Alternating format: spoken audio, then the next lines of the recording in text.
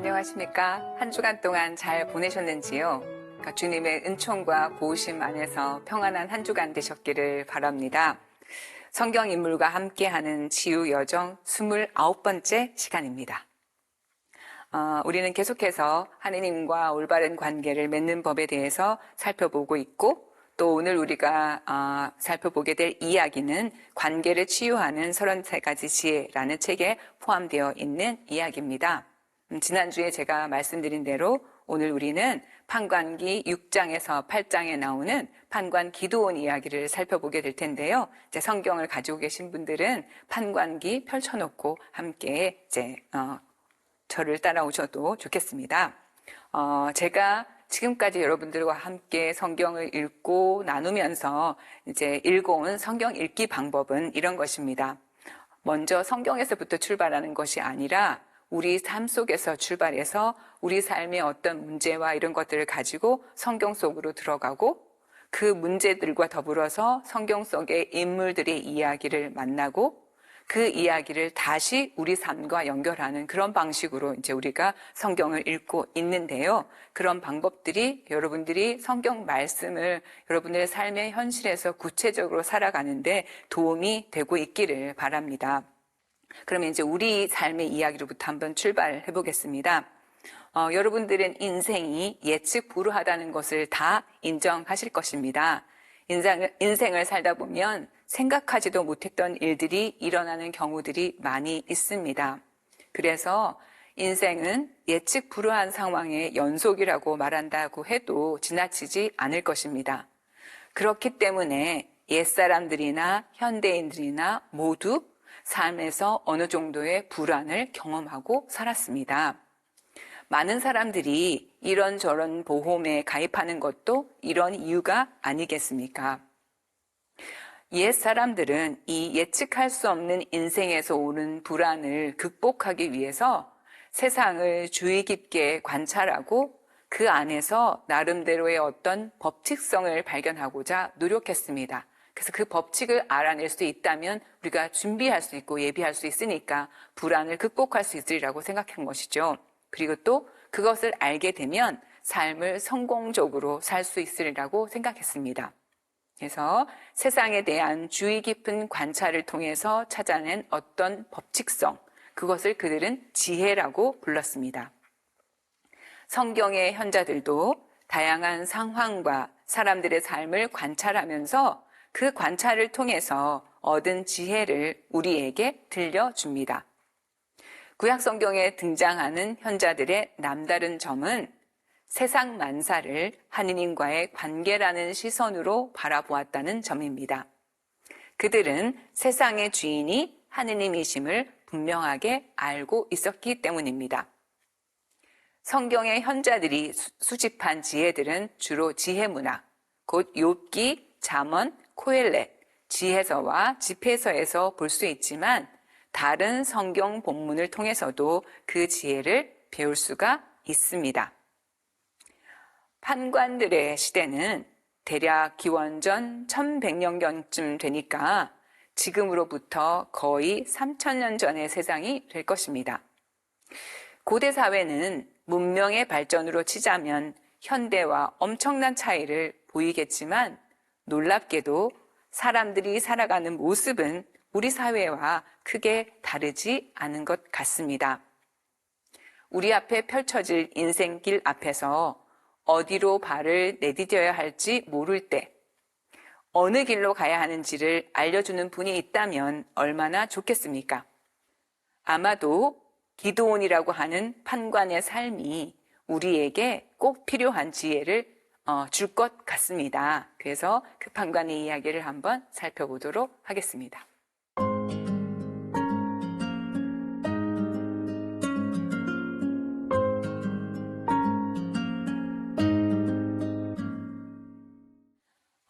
이제 우리가 살펴보게 될 성경 본문 판관기 6장에서는 기드온이라고 하는 이 인물이 어떻게 판관으로 부름받게 되었는지에 대해서 이야기해 줍니다. 이런 이야기를 우리가 소명사화라고 하죠. 예언자나 판관이나 이런 사람들이 어떻게 그 소명을 받게 되었는가 하는 걸 들려주는 이제 이야기를 소명사화라고 하는데요. 기드온의 소명사화는 굉장히 자세하게 보도되고 있습니다. 기드온이 판관으로 불림받던 시절에 이스라엘은 미디안이라고 하는 나라의 압제를 7년 동안이나 받고 있었습니다. 미디안족은 유다보다 훨씬 남쪽 지방, 그러니까 지금 사우디아라비아의 북쪽, 거기에 사는 민족입니다. 모세가 이집트인 10장을 죽이고 도망갔던 곳이 바로 미디안 땅이었고 모세의 장인이 바로 그 미디안의 사제였던 이트로였죠. 이 미디안족이 기드온이 판관으로 등장할 그 무렵에 아말렉족 동방인들이라고 말하면 아라비아 사람들을 말하는 거예요. 동방인들과 연합해서 메뚜기 떼처럼 쳐올라와서 이스라엘 땅을 아주 황폐하게 만들었다고 합니다. 이들 때문에 당시에 이스라엘의 생활은 몹시 곤궁해졌습니다. 그리고 사람들은 언제 나타날지 모르는 미디안족의 공격을 피해서 산속 동굴이나 토굴 속에서 숨어 지내야 했습니다. 이스라엘 사람들이 씨를 뿌려놓으면 이들이 쳐올라와서 땅의 소출을 다 망쳐놓았기 때문에 이스라엘 사람들이 먹을 양식이 하나도 없었고 양도 소도 나귀도 먹을 것이 없는 것은 마찬가지였다고 합니다. 이렇게 극심한 고통이 이어지자 백성들은 하느님께 울부짖었습니다. 근데 주님께서는 예언자 한 사람을 보내셔서 그들이 겪는 고난의 원인이 무엇인지를 설명해 주십니다. 하느님께서는 이스라엘 백성이 자유민이 되어 살기를 바라시는 분이십니다. 그래서 그들을 이집트의 노예살이에서 해방시켜서 약속의 땅에서 살게 하셨죠. 그러나 이스라엘은 다른 신을 경외하지 말라는 하느님의 말씀을 듣지 않았기 때문에 이런 불행이 자초된 것이라고 말씀하십니다. 하지만 하느님은 그들을 꾸짖기만 하신 것은 아니었습니다. 그들의 처지가 딱하였기 때문에 그들을 구원할 구원자를 선택하십니다. 그래서 주님께서는 당신의 천사를 기드온에게 보내셔서 그를 이스라엘의 구원자로 세우고자 하십니다. 주님의 천사가 아비에젤 사람 요아스의 땅 오프라에 있는 향영나무 아래에 가서 앉았습니다. 그때 요아스의 아들 기드온은 미디안족의 눈을 피해서 포도학에서 밀이삭을 떨고 있었습니다. 포도학은 이게 땅이 파진 곳이잖아요. 외부에서 볼 수가 없으니까 숨어서 밀이삭을 떨고 있었습니다.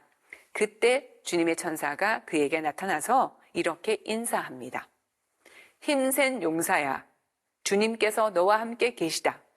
천사의 인사말은 기드온이 어떤 인물인지를 짐작하게 합니다. 그는 힘센 용사였습니다. 그러나 미디안족이 지배하는 지금의 상황에서 그의 힘은 아무 소용이 없어 보입니다. 힘을 가지고서도 그 힘을 제대로 쓸 수 없는 상황으로 인해 그는 다른 이들보다 더 고통스러운 시간을 보냈을 것입니다. 그래서 천사의 인사말은 기드온을 화나게 한 것 같습니다. 그는 천사가 주님께서 너와 함께 계시다고 한 말을 똑똑히 들었습니다. 그러나 이 말에 도저히 동의할 수 없었기 때문에 이렇게 반박합니다. 날이 외람된 말씀입니다만 주님께서 저희와 함께 계시다면 어째서 저희가 이 모든 일을 겪고 있단 말입니까? 저희 조상들이 주님께서 우리를 이집트에서 데리고 올라오지 않으셨더냐 하며 이야기한 주님의 그 놀라운 일들은 다 어디에 있습니까? 지금은 주님께서 저희를 버리셨습니다. 저희를 미디안의 소나기에 넘겨 버리셨습니다. 주님께서는 기드온의 말에는 응대하지 않으시고 그에게 너의 힘으로 이스라엘을 미디안족의 소나기에서 구원하라는 사명을 주십니다. 기드온을 설득하기는 쉬운 일은 아니었던 것 같습니다. 주님의 부르심에 기드온은 자신은 너무 보잘것없어서 절대로 그렇게 할 수 없다고 말합니다. 날이 외람된 말씀입니다만 제가 어떻게 이스라엘을 구원할 수 있단 말입니까? 보십시오. 저의 씨족은 므낫세 지파에서 가장 약합니다. 또 저는 제 아버지 집안에서 가장 보잘것없는 자입니다. 주님께서는 그에게 격려를 하십니다. 내가 정녕 너와 함께 있겠다. 그리하여 너는 마치 한 사람을 치듯 미디안족을 칠 것이다. 주님의 격려의 말씀이 기드온에게는 별로 격려가 되지 않은 것 같습니다. 그래서 그는 표징을 요구합니다. 저와 이 말씀을 하시는 분이 당신이시라는 표징을 보여주십시오. 기드온은 가서 새끼 염소 한 마리를 잡고 밀가루 한 에파로 누룩 없는 빵을 만들었습니다. 고기는 광주리에, 국물은 냄비에 담아가지고 향염나무 아래 갖다 놓습니다. 이 모든 것을 다 준비하려면 시간이 상당히 소요되었을 텐데 천사는 인내롭게 그곳에서 기드온을 기다렸나 봅니다. 그가 준비해온 고기와 누룩 없는 빵을 천사가 지팡이로 불살라 버리자 그제서야 기드온은 하느님께서 주신 사명을 수락합니다. 그런데 기드온이 비록 이 사명을 수락하기는 했어도 인생을 살게 하는 참된 힘이 어디에 있는 것인지 그는 아직 깨닫지 못하였습니다. 하느님과 함께 걷는 여정을 통하여 그는 이것을 배워가게 될 것입니다. 하느님은 놀라운 인내와 끈기로 기드온의 인생 여정 전체를 이끌어 가실 것이며 기드온은 점차로 하느님께서 하신 말씀의 의미를 알아듣게 될 것입니다. 하느님께서 기드온에게 주신 사명은 두 가지입니다. 하나는 그의 지방 사람들이 믿고 있던 우상을 제거하는 것이었고 다른 하나는 미디안족을 물리치고 이스라엘을 역경에서 구원하는 것이었습니다. 기드온의 첫 번째 사명인 우상을 제거하는 일, 그 일을 수행하기 위해서 기드온은 자기 아버지 집에 있던 바알 제단을 허물고 그 옆에 있는 아세라 목상을 잘라버린 후에 주님의 제단을 쌓고 번제물을 바쳐야 합니다. 그런데 기드온은 집안과 성읍 사람들이 이것을 알게 되면 그를 가만히 내버려 두지 않을 것임을 알기 때문에 두려움에 가득 차서 그 일을 낮에 수행하지 못하고 한밤중에 자기 집안의 종 10명과 함께 이 사명을 수행합니다. 아니나 다를까 다음날 아침에 바알 제단이 사라진 것을 안 성읍 사람들이 기드온을 죽이러 옵니다. 그들은 기드온의 아버지인 요아스에게 이렇게 말합니다. 그대의 아들을 끌어내시오. 그는 죽어 마땅하오. 그가 바알 제단을 헐고 그 곁에 서 있던 아세라 목상을 잘라버렸소.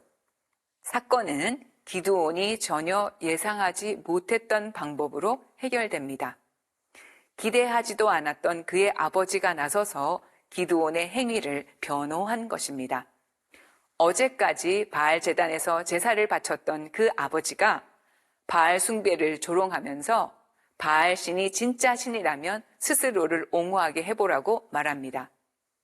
바알 제단이 그의 집에 있었던 것으로 보아 요아스의 아버지는 그 성읍의 족장이었을 것입니다. 족장인 그가 바알을 옹호하는 자는 죽음을 면치 못하리라고 선언함으로써 기드온은 위기를 넘기게 됩니다.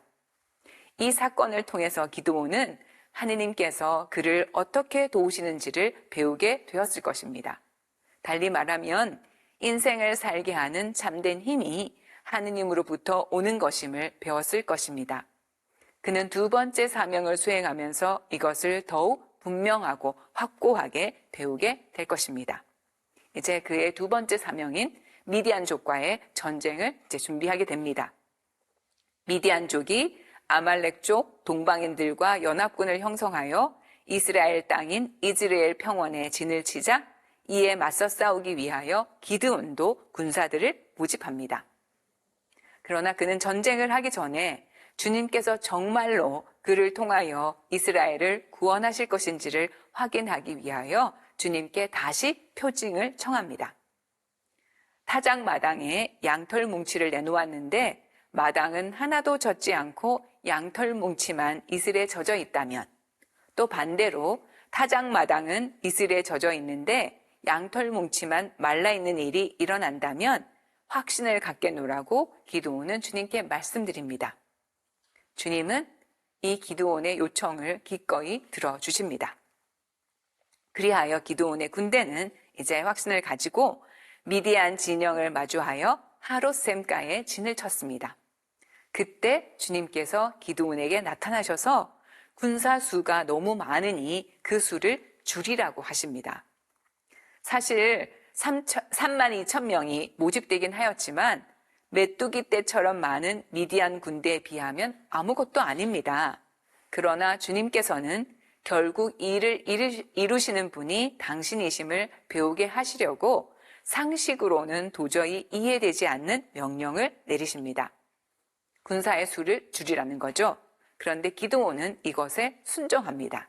그래서 먼저 모집된 군사들 가운데서 지금 두렵고 떨리는 자들은 돌아가라고 하니까 2만 2천 명이 돌아가고 1만 명이 남았습니다. 근데 주님께서는 그 수도 많다고 하시면서 군사 수를 더 줄이기 위해서 이제 물 마시기 시험을 하게 합니다. 그들이 샘가에서 물을 마시는데 어떤 군사들은 무릎을 꿇고 물을 마셨고 어떤 군사들은 손으로 물을 떠서 개처럼 물을 핥아 마셨습니다. 그런데 주님께서 선택하신 이들은 물을 개처럼 핥아 먹는 300명이었습니다. 이 300명의 군사들은 최정예 부대원일까요? 아니면 오합지졸일까요? 전쟁에서 무기를 내려놓는 이는 기본적으로 전쟁에 임하는 자세를 갖추지 못한 이라고 합니다. 개처럼 물을 핥아 먹기 위해서는 무기를 내려놓아야 합니다. 따라서 주님께서 기드온에게 선택하라고 하신 이들은 정예부대가 아니라 전쟁에 나설 자격이 없는 이들이라 할 수 있습니다. 그런데 왜 주님은 이런 사람들을 선택하라고 하셨을까요? 기드온이 배워야만 하는 것이 무엇이고 또 우리가 그를 통하여 배워야 하는 것은 무엇일까요? 하느님은 300명의 오합지졸을 이끌고 전쟁에 나서야 할 기드온을 내버려 두지 않으십니다. 그를 격려하기 위하여 하느님은 기드온에게 그날 밤 미디안 진영으로 내려가 보라고 말씀하십니다. 그곳에서 기드온은 한 미디안 군사의 꿈 이야기를 듣게 됩니다. 그것은 보리빵 하나가 날아와서 천막을 부수어 버리는 꿈입니다. 이것은 이스라엘이 승리할 것임을 알려주는 꿈으로 그는 이 이야기를 듣고 용기 백배해서 그날 밤으로 공격을 개시합니다. 기드온의 전술은 이렇습니다. 기드온은 300명의 군사를 세 부대로 나누고 그들에게 나팔과 횃불을 감춘 빈 단지 하나씩을 나누어 주었습니다. 한 손에는 나팔을, 다른 한 손에는 단지를 들었으니 이 군사들은 아무도 무기를 갖지 않은 셈입니다. 이 이야기는 철저하게 이스라엘 승리가 인간의 힘에 의해서 이루어진 것이 아님을 강조하고자 합니다. 300명의 군사들이 미디안 진영을 둘러싸고 기드온의 신호에 따라서 한밤중에 나팔을 불면서 단지를 깨트렸습니다. 횃불과 갑작스런 나팔 소리에 둘러싸인 채 정신이 없어진 미디안 군사들은 갈팡질팡하면서 자기들끼리 싸우다가 후퇴하게 됩니다. 기드온은 퇴각하는 미디안 군대를 뒤쫓기 위해서 퇴각길에 있는 다른 지파들의 도움을 요청했고 이들의 도움으로 기드온과 군사들은 미디안 군대를 이스라엘 땅에서 완전히 몰아낼 수 있었습니다. 그런데 기드온은 이 승리를 결코 자신의 것으로 돌릴 수 없었을 것입니다. 이 사건의 모든 구비구비에 하느님의 도움이 확실하게 있었던 것입니다. 그래서 그는 추격 전에 뒤늦게 가세한 에프라임 지파가 왜 자신들을 더 일찍 부르지 않았느냐고 비난할 때에도 승리의 공로를 기꺼이 그들의 것으로 돌릴 수 있을 만큼 겸손할 수 있었습니다. 기드온은 이 사건을 통해서 힘이 있다고 인생이 탄탄대로로 열리는 것도 아니고 힘이 없다고 모든 길이 막히는 것도 아님을 배웠습니다. 인생길을 열어가시는 분이 주님이심을 깨닫게 된 것입니다. 그리고 하느님께서는 기드온의 수준에 맞게 그의 인생길에 동행하시면서 그가 이런 지혜를 깨우칠 수 있도록 인내롭게 이끌어 주셨습니다. 기드온은 참 지혜는 인생의 주인이신 분을 신뢰하면서 그분께 삶의 주도권을 맡겨드리는 것임을 알게 되었습니다. 그 때문에 미디안의 손에서 해방된 백성이 그와 그의 집안을 왕조로 세우려 할 때에 그는 확신을 가지고 거절합니다. 내가 여러분을 다스릴 것도 아니고 내 아들이 여러분을 다스릴 것도 아닙니다. 여러분을 다스리실 분은 주님이십니다.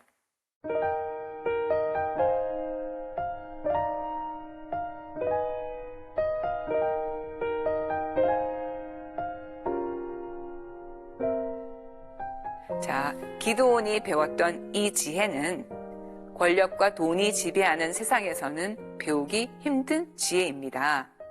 그러나 기드온에게 일어났던 일은 오늘 우리의 삶에도 여전히 일어나고 있습니다. 참된 힘이 어디에 있는지 아는 사람들은 이 지혜가 참으로 귀하다는 것을 알아봅니다. 기드온의 삶과 구원 체험은 참된 힘이 수적으로 훨씬 우월했던 미디안족에 있는 것이 아님을 알려줍니다. 흔히 우리는 인생에서 성공하려면 이것도 저것도 있어야 한다고 생각합니다. 세상은 거듭해서 이것을 강조합니다. 텔레비전의 광고는 멈추지 않고 이것을 가지면 행복해지고 저것이 있으면 행복해질 수 있다고 떠들지 않습니까? 그런 선전에 현혹되지 말아야 합니다. 오히려 기드온이 들려주는 지혜를 실천하며 살아야 할 것입니다. 이 지혜를 살 수 있게 된다면 우리는 더 이상 자신의 무력함에 대해서 걱정하거나 불안해하지 않을 수 있을 것입니다. 무력하고 어려움을 넘어설 지혜와 용기가 없다 하더라도 주님께서는 당신께 의지하는 이들을 당신의 힘으로 인도하여 주실 것입니다. 그래서 우리는 계속해서 주님께 제 믿음을 더하여 주십시오 라고 기도해야 하지 않겠습니까? 그러면 우리가 이제 기드온의 이야기를 살펴봤는데요. 그 거울에 비추어서 우리 자신의 삶을 한번 돌아보도록 하겠습니다. 기드온이 전쟁을 승리로 이끌었던 궁극적인 이유는 무엇이었습니까? 기드온의 전술의 뛰어남입니까? 아니면 주님께 대한 그들의 믿음이었습니까? 이 이야기가 세상의 참된 힘의 주인이 하느님이심을 보여준다면 여러분은 그것을 정말로 믿고 살고 계십니까? 어떤 절망적인 상황에서도 하느님께서는 이 상황을 올바로 이끌어 가실 것임을 믿습니까? 불안 속에서도 하느님께 단단히 닻을 내리고 그 상황을 견뎌냅니까? 아니면 다른 피신처를 찾아서 이리저리 방황합니까? 지금 내 삶이 불안하고 어디로 발걸음을 내디뎌야 하는지 모른다면 기드온과 함께 하셨던 그 하느님께서 나와도 함께 계셔 주시기를 간절하고 절실하게 청해 봅시다. 내 불안이 모두 가라앉을 때까지 하느님께 자신을 의탁하여 봅시다. 성경 인물과 함께하는 치유 여정은 이것으로 마무리하도록 하겠습니다. 다음 주에 다시 뵙겠습니다.